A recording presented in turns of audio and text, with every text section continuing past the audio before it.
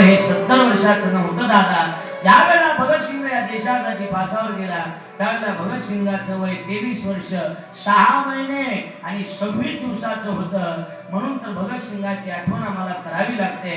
भगतसिंगाला बघण्यासाठी पाहुणे आले होते.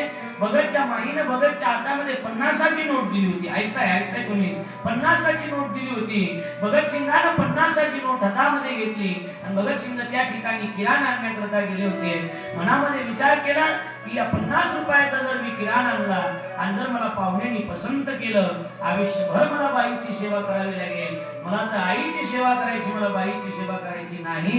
भगतसिंगानं बॉम्ब टाकला आणि लाहोरच्या जेलमध्ये भगतसिंगाला त्या ठिकाणी ज्यावेळी इंग्रजांनी अटक करण्यात आलं, पाकिस्तानमध्ये ते लाहोर आणि इंग्रजांनी त्याला अटक करण्यात आलं. भगतसिंगाला अटक केल्याच्या नंतर ऐका, भगतसिंगाला फाशीची शिक्षा सुनावण्यात आली. इंग्रज सरकार होतं त्या काळामध्ये. भगतसिंगाला फाशीची शिक्षा सुनावण्यात आली आणि फाशीची शिक्षा सुनावण्यात आल्याच्या नंतर